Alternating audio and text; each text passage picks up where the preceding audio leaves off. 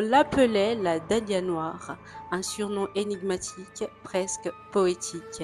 Mais derrière ce surnom, il y avait une femme de 22 ans, rêve plein la tête et un sourire qui voulait conquérir Hollywood. Bienvenue à tous dans cette nouvelle THS. Je suis vraiment contente de vous retrouver aujourd'hui. On remonte le fil d'un des meurtres les plus célèbres et non résolus des États-Unis.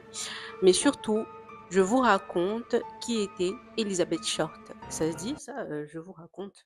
Bon, soit.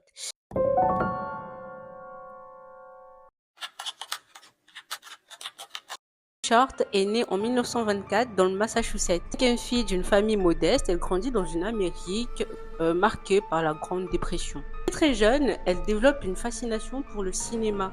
Elle est très belle, elle a une peau pâle, les cheveux noirs de jet, rouge à lèvres, toujours impeccable.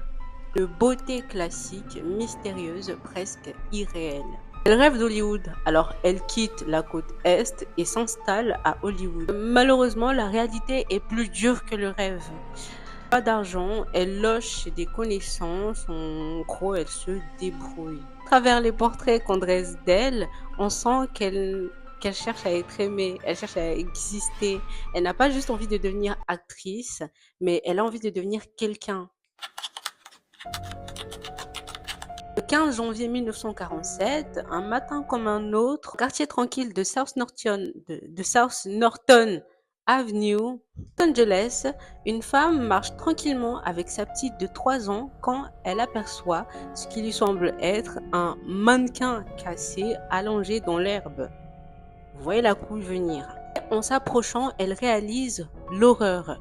Il s'agit là en fait du corps, de la corps, du corps d'une femme coupée net en deux au niveau de la taille, lavée, vidée de son sang, positionnée avec soin dans l'herbe. L'âge est quant à lui tailladé jusqu'aux oreilles. Elle a un rictus macabre. C'est ce qu'on appelle un visage, un sourire Glasgow. J'espère que je l'ai bien dit. Un sourire de Glasgow. Voilà. Et surtout, il n'y a pas une seule goutte de sang sur le lieu où a été retrouvé le corps. Donc ça veut dire que le meurtre a été commis ailleurs et ensuite le corps a été amené sur le lieu pour faire une mise en scène.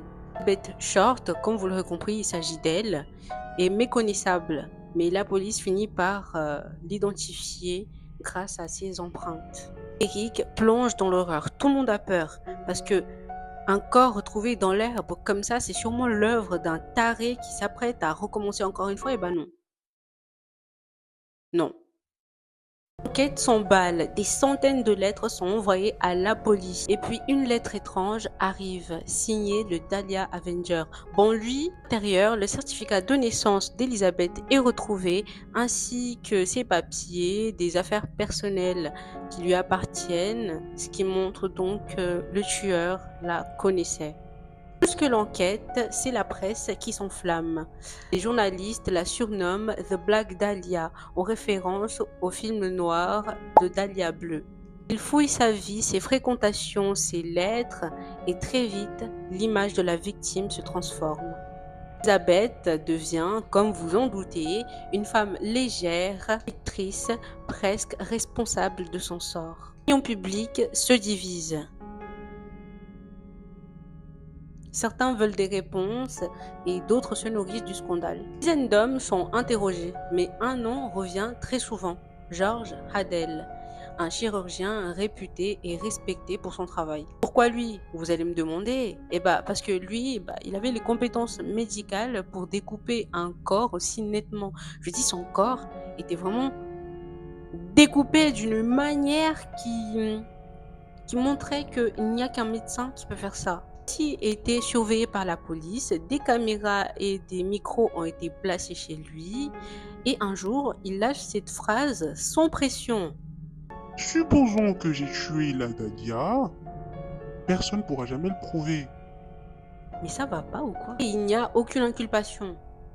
Voilà, le dossier est classé quelques années plus tard.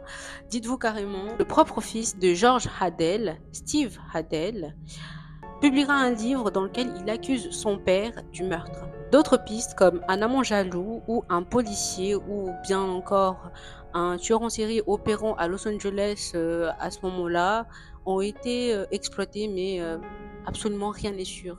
Il n'y a absolument rien qui en ressort. Aujourd'hui, plus de 80 ans plus tard, le meurtre d'Elizabeth Short reste non résolu. Aucune condamnation, aucune certitude, juste une image figée, celle du corps mutilé, d'un surnom mystérieux et d'un rêve brisé. Si cette vidéo vous a plu, n'hésitez pas à liker, commenter et partager et on se retrouve une prochaine fois pour une nouvelle THS. Mouah.